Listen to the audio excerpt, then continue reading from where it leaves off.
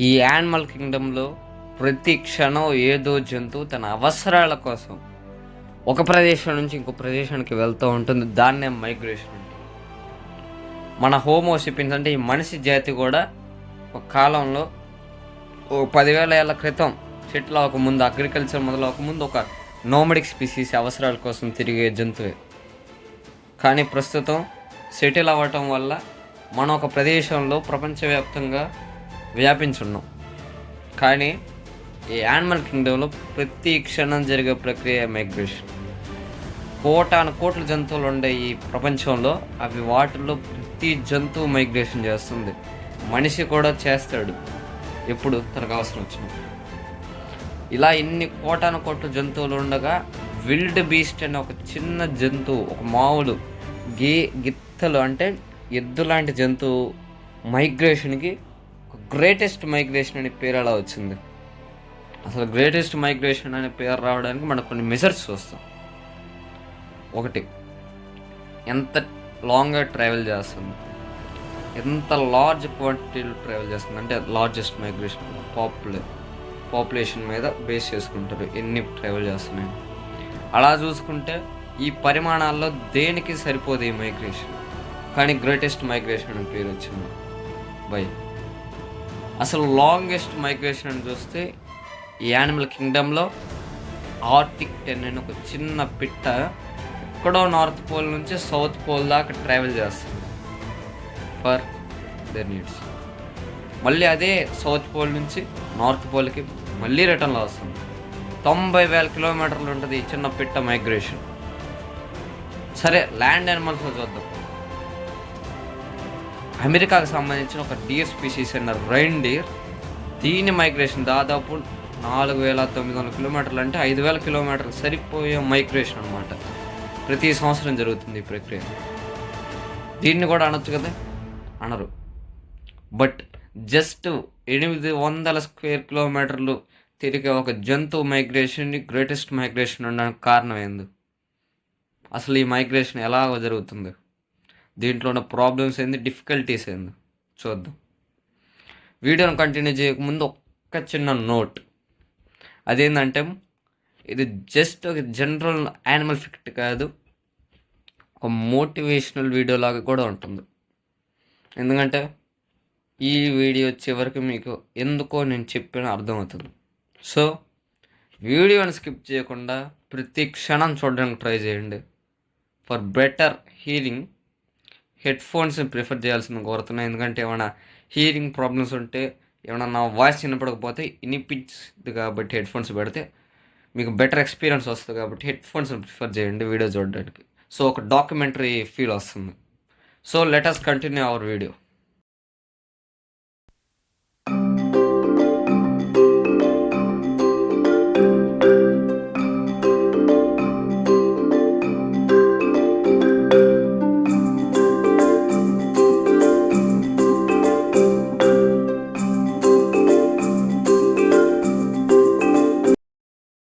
Introduction. ఎందుకంటే మనం దేని గురించి చెప్తున్నామో దాని గురించి ఒక మినిమం నాలెడ్జ్ ఉంటే తప్ప ఒక జర్నీని ట్రావెల్ చేయలేం ఈ వీడియోలో. సో అసలు విల్డ్ బీస్ట్ అంటే ఏందో చూస్తే, బొవేడై ఫ్యామిలీకి చెందిన ఒక బొవైన్ స్పీషీస్. ఈ బొవెడే అంటే గిత్తల జాతి, అంటే ఎద్దులు, బరిగొడ్లు, దున్నపోతులు ఇలాంటి జాతికి చెందిన ఒక జంతువు. చూడడానికి పోలికల్లో ఎద్దులాగే ఉంటుంది. బరువులో పెద్ద పులి బరువుకు సమానం, ఒక 270 కేజీలు ఉంటుంది, గ్రో అవ్వగలదు. సో అసలు ఈ జంతువు మైగ్రేషన్ పర్టికులర్గా గ్రేట్ మైగ్రేషన్ అని ఒక టైటిల్, ఒక బిరుదుని ఇవ్వడానికి కారణం ఏంటంటే ఈ జంతువుకు ఉండే డిఫికల్టీస్ మైగ్రేషన్లో. ప్రతి సంవత్సరం జూన్ టు అక్టోబర్ మధ్యలో 1.5 మిలియన్ వైల్డ్ బీస్ట్లు, 2 లక్షల జీబ్రాలు సెరంగెటి నేషనల్ పార్క్ ఏదైతే టాంజానియాలో ఉంది అక్కడి నుంచి మాసై మర కెన్యాలో ఉంది అక్కడ దాకా ట్రావెల్ చేస్తాయి. దాదాపు 2 దేశాల బార్డర్లు దాటితే 800 స్క్వేర్ కిలోమీటర్ ప్రయాణిస్తే, ఎన్నో డిఫికల్టీస్, ఎన్నో ప్రాబ్లమ్స్ని ఫేస్ చేస్తే చివరికి వాటి డెస్టినీని చేరుకుంటాయి. ఇలా ఉంటుంది వాటి మైగ్రేషన్. సో అసలు ఈ మైగ్రేషన్కి కారణం ఏంటంటే, కొంతమంది పెద్దలు చెప్పిన దాని ప్రకారం 3వ ప్రపంచ యుద్ధం కూడా నీటి కోసం వస్తుందని చెప్పారు. నీరు అనేది మన ప్రపంచంలో ఒక బేసిక్ థింగ్, ఒక బేసిక్ నీడ్, మౌలిక సదుపాయాలు అంటారు చూడు, వాటిల్లో మెయిన్ నీరు. నీరు కోసం కొట్లాటలు ఇప్పుడే స్టార్ట్ అయినాయి. మొన్న పహల్గామ్ ఇష్యూ, అవుట్ ఆఫ్ కాంటెక్స్ట్లోకి వెళ్తున్నాం సరే, పహల్గామ్ ఇష్యూ అప్పుడు కూడా మనం ఫస్ట్ పాకిస్తాన్కి ఆపింది నీరుని. సో మీరు అర్థం చేసుకోవచ్చు వాటర్ సిగ్నిఫికెన్స్ ఎంత ఉందని. సో ప్రతి జంతువుకి వాటర్ అనేది ముఖ్యం, విల్డ్ బీస్ట్కి కూడా వాటర్ ముఖ్యం. సో ఈ సెరెంగెటీ నేషనల్ పార్క్లో 2 ప్రధాన సీజన్స్ ఉంటాయి, అంటే 2 కాలాలు ఉంటాయి. ఒకటి డ్రై సీజన్, రెండోది వెట్ సీజన్. ఈ వెట్ సీజన్ ఎప్పుడు అవుతుందో నవంబర్ టు మే, అప్పుడు భారీ స్థాయిలో వర్షాలు కురుస్తాయి. నవంబర్ టు డిసెంబర్ మధ్యలో ఋతుపవనాలు అంటే మాన్సూన్ సీజన్ జరుగుతుందన్నమాట. సో ఈ సమయంలో లైట్ వర్షాలు, కొంచెం తక్కువ పరిమాణంలో వర్షపాతం నమోదవుతుంది. తర్వాత మార్చ్ నుంచి మే కాలంలో భారీ వర్షాలు పడతాయి అన్నమాట. సో నేలంతా మట్టిగా ఉంటుంది అనమాట. ఎప్పుడైతే వర్షాలు పడతాయో మనందరికీ తెలిసినట్లే తర్వాత ఎండలు కూడా తీవ్రంగానే ఉంటాయి. అలా చూసుకుంటే జూన్ టు అక్టోబర్ మధ్యలో, ఈ కాలం మధ్యలో ఏమవుతుందంటే ఈ ఎండలు బాగా తీవ్రంగా పెరిగిపోతాయి. దీనే డ్రై సీజన్ అంటారు టాంజానియాలో. ఇప్పుడు వాటర్ సోర్సెస్ అనేవి బాగా ఎండిపోయి తక్కువగా ఉంటాయి అన్నమాట. చెరువులన్నీ ఎండిపోతాయి దాదాపు. సో ఇలాంటి సమయంలో నీటి కోసం ఒక హోప్తో జరిగే జర్నీనే ఈ విల్డ్ బీస్ట్ మైగ్రేషన్. అలా వాటర్ కోసం వెతుకులాడుతూ ఎక్కడో మారా రివర్ని దాటి మాసై మరా నేషనల్ పార్క్ వెళ్తాయి. సో అసలు ఈ మాసై మరా నేషనల్ పార్క్ అంటే ఏందో చూస్తే కెన్యాలో ఉంది. చాలా ప్రసిద్ధమైన నేషనల్ పార్క్ ఇది. ఎన్నో జీవజంతువులకి పుట్టిన ఇల్లు, ఎన్నో డాక్యుమెంటరీలు తీసిన national park, famous national park. So ఇదే డ్రై సీజన్, అక్కడ కూడా డ్రై సీజన్, ఏమీ అంత వర్షపాతం ఏమి ఉండదు. బట్ ఇది చిన్న హోప్ కోసం జరిగే ఒక మైగ్రేషన్. అయితే మన కాంటెక్స్లో ముందుకు వెళ్తే అసలు దీనికి ఎన్నో కారణాలు ఉండేవి. ఎన్నోసార్లు ఈ విల్డ్ బీస్ట్ మైగ్రేషన్ తీవ్ర స్థాయికి వెళ్ళింది, అండ్ ఎన్నోసార్లు కరువులు ఈ విల్డ్ బీస్ట్ మైగ్రేషన్ ఎఫెక్ట్ చేసాయి. అలా చూసుకుంటే 1993లో టాంజానియాలో కరువు వచ్చింది. ఈ కరువు అప్పుడు అంటే టైం చెప్పాలంటే జూన్ 1993 నుంచి ఫిబ్రవరి 1994 వరకు ఈ కరువు వచ్చిందనమాట. ఈ కరువు సమయంలో వర్షపాతం కేవలం 53 మిల్లీమీటర్లు మాత్రమే నమోదైంది. సో వర్షాలు పడక ఎండిపోయిన ఈ భూముల మీద, బీడు భూముల మీద నీళ్లు దొరక్క ఎంతో దూరం తిరిగాయి అన్నమాట విల్డ్ బీస్ట్. దీనివల్ల విల్డ్ బీస్ట్ పాపులేషన్ కూడా ఎంతో భీకరంగా ఎఫెక్ట్ అయింది. ఎక్కడో 12 లక్షల సంఖ్య నుంచి 9 లక్షలు పడిపోయింది పాపులేషన్. దీనికన్నా తీవ్రంగా ఇంకొకరు 2006 జనవరిలో వచ్చింది. జనవరి అంటే నేను ఇందాక చెప్పిన కాన్టెక్స్ట్ ప్రకారం అది వెట్ సీజనే, కానీ వీటన్నిటికి భిన్నంగా అప్పుడు వచ్చిన కరువు చాలా ఎఫెక్ట్ చూపించింది అనమాట ఈ విల్డ్ బీస్ట్ మైగ్రేషన్ మీద. ఇంకొక పిక్చర్ చూపిస్తారు, జస్ట్ 12 జనవరి 2005 తీసిన పిక్చర్, 9 జనవరి 2006 తీసిన పిక్చర్ పక్కన పెట్టి చూపిస్తున్నా. ఈ పిక్చర్ ప్రకారం మనకు అర్థమవుతుంది ఇది ఎంత తీవ్రమైన కరువు అని. ఈ కరువు వల్ల వచ్చిన వర్షపాతం కూడా కేవలం 20 నుంచి 60% దాకా వర్షపాతం పడింది, నార్మల్ వర్షపాతం కన్నా తక్కువ. సో ఈ కరువులు ఈ వైల్డ్ బీస్ట్ మైగ్రేషన్ని చాలా తీవ్రంగా ఎఫెక్ట్ చేసినాయి. ఇలాంటి కరువులు, ఈ డ్రై సీజన్ పెట్టే బాధలు, ఈ టెంపరేచర్ ఇంక్రీజ్లు ఏవైతే ఆఫ్రికాలో జరుగుతుంటాయి, ఆఫ్రికా ఖండం నుంచి మనందరికీ తెలుసు అలాంటి టెంపరేచర్లు ఉంటాయి. అలాంటివి జంతువుని ఎన్నో దూరాలకు నడిపిస్తాయి. సో అసలు ఈ వైల్డ్ బీస్ట్ మైగ్రేషన్ మ్యాప్ను ఒకసారి చూద్దాం. Let's go to the chapter of map.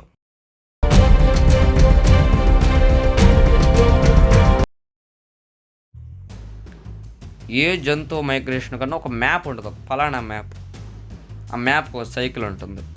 ఇలా ఈ విల్డ్ బీస్ట్ మ్యాప్ అండ్ ఈ విల్డ్ బీస్ట్ మైగ్రేషన్ సైకిల్ చూసుకుంటే జనవరి నుంచి మార్చ్ మధ్య కాలంలో దాదాపు టాంజానియా సెరంగెటి నేషనల్ పార్క్లో ఉన్న నింటు కన్జర్వేషన్ ఏరియాలో విల్డ్ బీస్ట్లు ఏవైతే ఉంటాయి ఫిమేల్వి, అవి 8,000 విల్డ్ బీస్ట్లకు జన్మనిస్తాయి, విల్డ్ బీస్ట్ కాప్స్కి.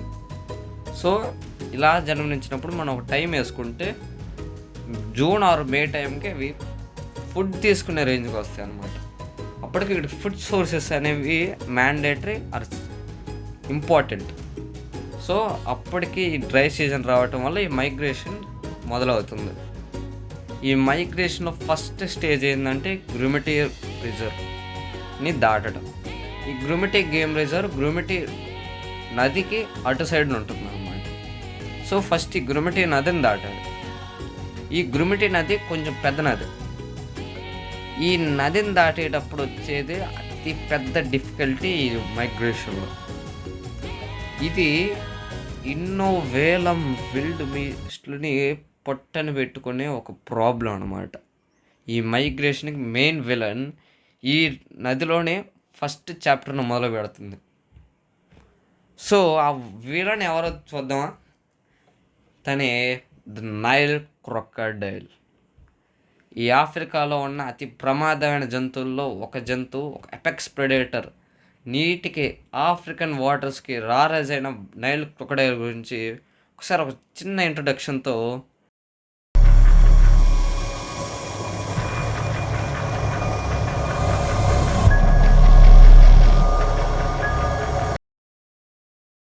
ఆఫ్రికన్ వాటర్స్కి రారాజు, ఆఫ్రికాలో ఉన్న అతి పెద్ద ఎపెక్స్ ప్రెడేటర్ ఏదైతే నీళ్ళలో ఉంటుందో, ఆఫ్రికన్ మృగరాజు, ఆఫ్రికన్ లయన్ కూడా ఈ జంతువు ఉండే నదుల్లోకి దిగాలంటే సాహసం చేయదు.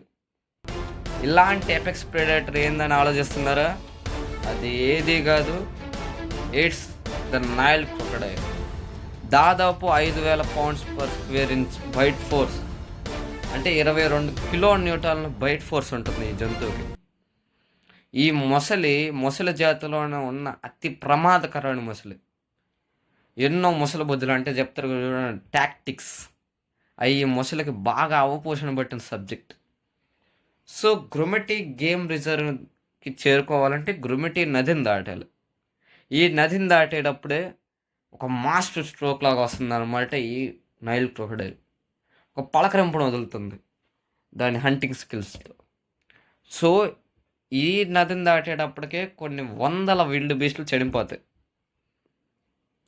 ఒక్క నైల్ క్రొకడైల్ అనుకుంటే కాదు, ఆఫ్రికాలో one of the aggressive herbivorous species కూడా ఈ గ్రుమిటీ నదిలో పలకరింపిస్తుంది అనమాట. అదే ద హిప్పోపటమస్. యాక్చువల్గా హిప్పోపటమస్ అనేది ఒక హెర్బివోరస్ స్పీసీస్, బట్ హిప్పోపటమస్ అనేది కొంచెం అగ్రెసివ్ అనమాట. ఇవి నదికి దగ్గరుండే ఏరియాస్లో ఉండే జంతువు. ఈ నది దగ్గర ఏదైనా దాని టెరిటరీలో కన్నా ఏదైనా జంతువు వస్తే వెమ్మటిని ఫీల్డ్లో తిరిగిన విరాట్ కోహ్లీ లాగా మండిపడిద్ది అనమాట హిప్పోపటమస్. సో ఎక్కడ ఏ జంతువు అన్నా దీని టెరిటరీలోకి వస్తే ఇది ఇచ్చే మాస్టర్ స్ట్రోక్ చాలా తీవ్రంగా ఉంటుంది. ఇది కూడా ఈ గేమ్ రిజర్వ్కి వెళ్ళే ప్రక్రియలో ఒక పెద్ద మలుపు.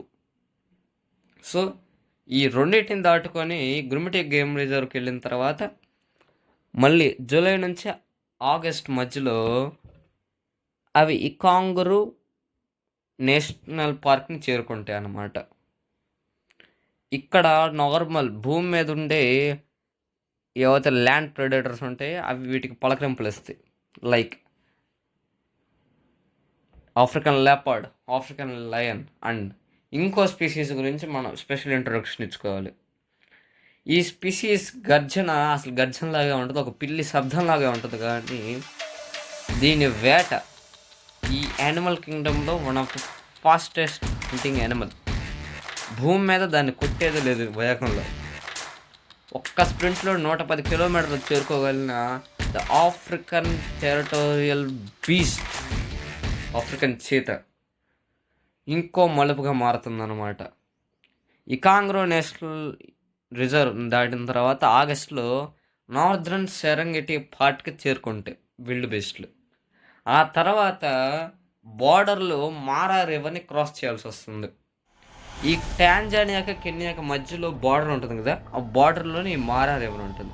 దాదాపు ఈ మారా రివర్ లెంత్ 395 కిలోమీటర్లు, అంటే 400 కిలోమీటర్లు అనుకోవచ్చు అప్రాక్స్గా. విడ్త్ కూడా చాలా పెద్దది నది. ఇందాక పలకరింపులు ఇచ్చిన ఈ ఎపెక్స్ ప్రెడేటర్లు అవే నైల్ క్రొకడైల్ అండ్ హెర్బివోరస్ అగ్రెషన్కి ప్రతిరూపం హిప్పోపొటమస్. ఇక్కడ మళ్ళీ పలకరింపులు ఇస్తాయి. ప్లస్ ఈ నది పెద్దది కాబట్టి ఈ నదిలో దాదాపు 3000 నైల్ క్రొకడైల్లు ఉండే. సో ఎప్పుడు ఏ నైల్ క్రొకడైల్ పలకరింపించిద్దో కూడా తెలియదు. ఇలా ఈ నదిని దాటేటప్పటికి వాటి ఫైనల్ డెస్టినేషన్ చేరుకుంటాం విల్డ్ బీస్ట్లు. ఈ ఫైనల్ డెస్టినేషనే the Maasai Mara National Park. ఎన్నో జంతువులకి ఈ మాసై మారా నేషనల్ పార్క్ ఒక కళల ప్రదేశం. గ్రీనరీ విజువల్స్, ఆ సీనరీ అంటారు చూడండి, గ్రీనరీ సీనరీతో నిండిపోయిన ఒక నేషనల్ పార్క్. ఎన్నో సఫారీలకి ఒక ఫేవరెట్ ప్లేస్. ఇక్కడ ఎంత బాగుంటుందంటే నేచర్, చుట్టుపక్కలంతా గ్రీనరీన. ఎన్నో జంతువులు ఈ నేషనల్ పార్క్కి వలస వస్తాయి. వాటి వలసల ఫైనల్ డెస్టినేషన్ ఈ మాసై మారా నేషనల్ పార్క్. అయితే ఈ నేషనల్ పార్క్ని చేరుకోవటం అంత ఈజీ కాదు. ఈ ప్రయాణంలో నేను చెప్పినట్టు ముందుగా కౌంట్ 15 లక్షలు విల్డ్ బీస్ట్లు, 2 లక్షలు జీబ్రాలు. చివరికి వచ్చేటప్పటికి కౌంట్ తగ్గుతుంది. ఆ కౌంట్లో దాదాపు 2,50,000 విల్డ్ బీస్ట్లు అండ్ 30,000 జీబ్రాలు సంవత్సరానికి చనిపోతాయి ఈ మైగ్రేషన్లో. అండ్ ఈ మైగ్రేషన్ వీడియో చేయడానికి మెయిన్ మోటివ్ ఏంటంటే, మనిషి ఒక జర్నీ స్టార్ట్ చేస్తే ఆ జర్నీ అనేది స్టేబుల్గా ఉండదు, కన్సిస్టెంట్గా ఉండదు. ఒక 6గురితో మొదలుపెట్టిన ప్రయాణం 2తో కూడా ముగియచ్చు. ఎందుకంటే ప్రయాణంలో చివరి దాకా ఎవడో సాగడు. ఆ సాగాల్సిన బాధ్యత ఎవరి మీద ఉంటుంది అంటే ప్రయాణాన్ని మొదలుపెట్టిన లీడర్ మీద ఉంటుంది. సో ఆ లీడరే ప్రయాణాన్ని ముగించాల్సిన బాధ్యతను తీసుకోవాలి. ఇది నేను వీడియో ముందర చెప్పిన మోటివేషన్ పాయింట్. అదేంటంటే చాలామంది ఎన్నో జర్నీలు మొదలు పెడతారు, కానీ ఆ జర్నీని మొదలుపెట్టినప్పుడు ఉన్నంతమంది జన సపోర్ట్ చివరికి ఉండదు. ఒక జర్నీని మొదలుపెట్టినాం, ఎగ్జాంపుల్ 10 మందితో కంపెనీని మొదలుపెట్టాడు అనుకో, చివరికి ఆ కంపెనీకి ఇన్వెస్టర్గా షేర్స్ అన్నిటిని చూసుకునేవాడిగా ఒకడే ఉంటాడు. ఎందుకంటే జర్నీలో చాలామంది వెళ్ళిపోతారు. గూగుల్ని మొదలుపెట్టినప్పుడు కూడా ఇద్దరు, కానీ వాళ్ళతో పాటు ఎంతోమంది ఇన్వెస్ట్ చేస్తామని వచ్చారు, కానీ ఇప్పటికన్నా వాళ్ళందరూ ఇన్వెస్టర్లు కాదు. యాపిల్ కంపెనీ మొదలుపెట్టినప్పుడు స్టీవ్ జాబ్స్తో పాటు ఇంకో వ్యక్తి కూడా ఉన్నాడు, బట్ తర్వాత రిజైన్ చేసి వేరే కంపెనీకి వెళ్ళిపోయారు.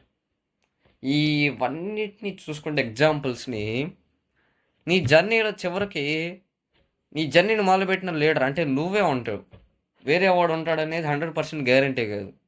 సో నీ మీద కాన్సన్ట్రేషన్ పెట్టి నీ జర్నీలో. ఇది ఈ వీడియోకి ఉన్న సారాంశం అండ్ మోటివేషనల్ పాయింట్. సో నేను చెప్పిన పాయింట్ ఏమైనా నచ్చితే కింద ఒక లైక్ కొట్టాల్సిందిగా అడుగుతున్నాను. ఎందుకంటే ఇలాంటి ఎనిమల్ ఫ్యాక్ట్స్ని తెలుగులో అంతమంది వీడియోస్ చేయట్లేదు, అంటే అంత రీచ్ లేదు వీడియోస్కి. సో మీ ఒక్క లైక్తో ఒక ఎంకరేజ్మెంట్ వస్తుంది, తెలుగులో యానిమల్ ఫ్యాక్ట్స్ ఒక కంటెంట్కి బూస్ట్ వస్తుంది. సో మీ ఒక్క లైక్ విలువ అది.